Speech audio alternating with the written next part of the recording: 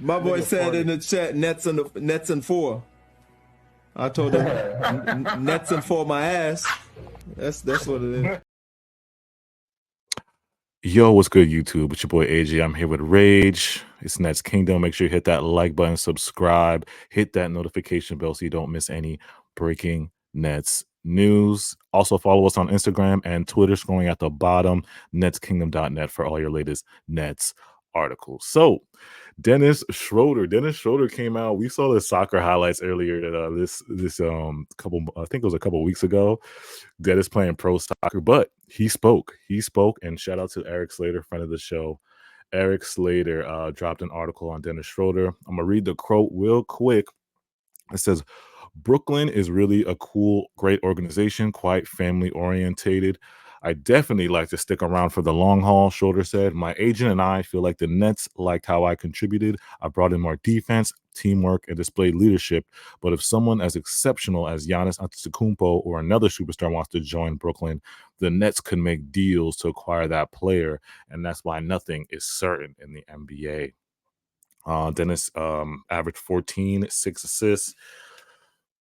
What do you think about those words from Dennis, bro? Because Dennis kind of hinted to this star hunting. Like, we kind of were like, when I first heard that quote, I was like, why is Dennis name dropping Giannis? How'd you feel about that quote, though, bro? What Dennis said? Well, so although he isn't extension eligible, I mean, you still can bring him back, obviously. And if he wants to come here, I mean, it makes sense to bring him back, especially if you are going in that star hunting route. I don't know. I feel like if you are going that route, Dennis Schroeder definitely makes sense to bring back. I mean, he's a guy like you'd love to just have in any scenario if you're like trying to contend or just win games, because he's just, he's been in the league for quite a bit. He's pretty A good. journeyman. He's a journeyman, but he's solid. He's a vet, Yeah. and he's a good player to have.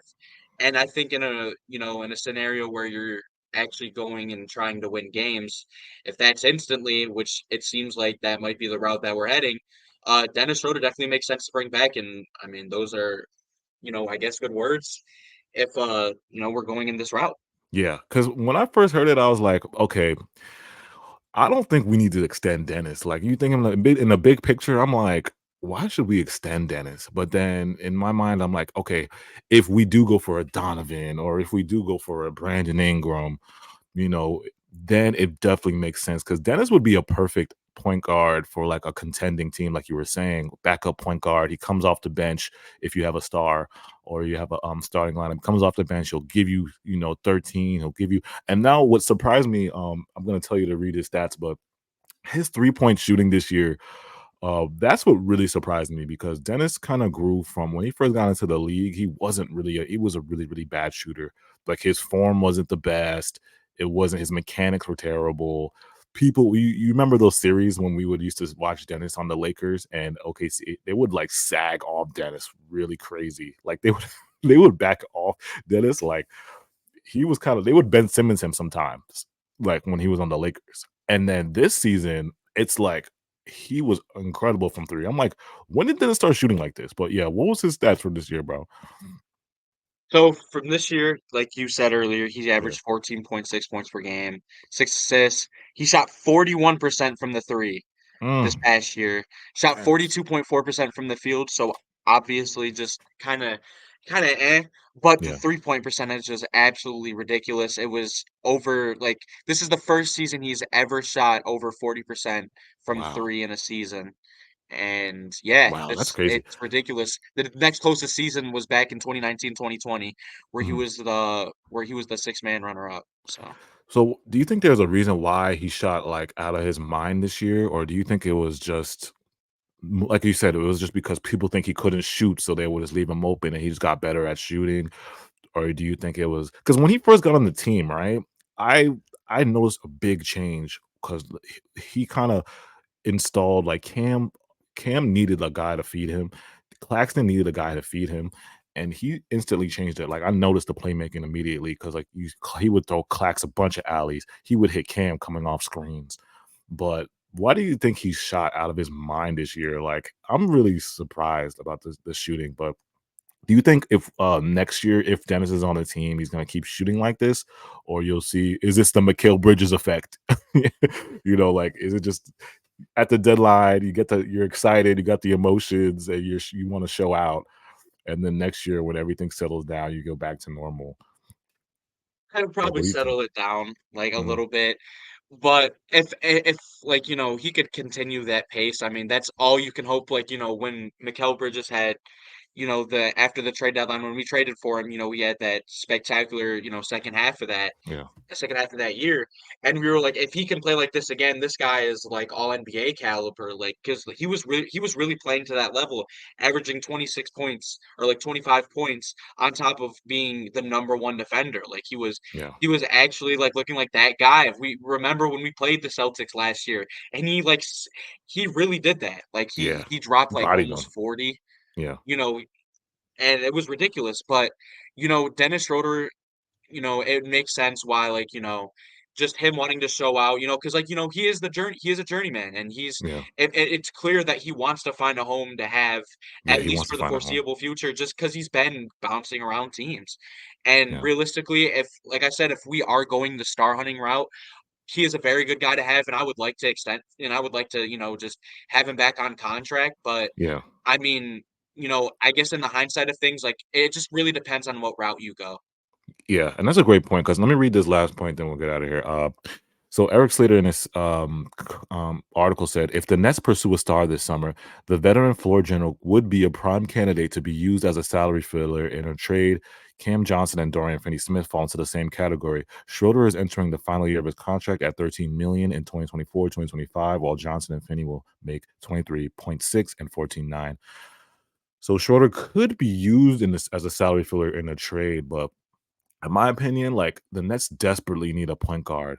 So I think I would try to, in my opinion, I would try to keep him. It depends what star you get, but I would try to keep him and not put him in trade. I would rather trade CJ or Dorian Finney if I had to, and maybe add some young guys in there than trade DFS if we get a star, because I feel like the way he played this season, I feel like it's a great piece off the bench. Like we need point guards. Like this, we're desperately in need of a point guard. And I know we have Ben Simmons, but you guys know the story about Ben Simmons. Do we even have to talk about it? Like we think Ben is going to play 5 games and be gone by the fifth game.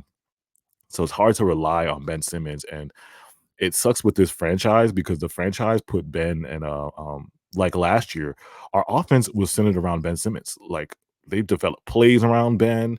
I remember McHale had an interview and it was like, "Oh, now that Ben's not in the lineup, we have to change everything." And I'm like, "What? Change everything?" So Jacques Vaughn and the offense and everything was really centered around Ben Simmons. Like if he was in, and so this proves to us like the front office really was relying on him to have a healthy year.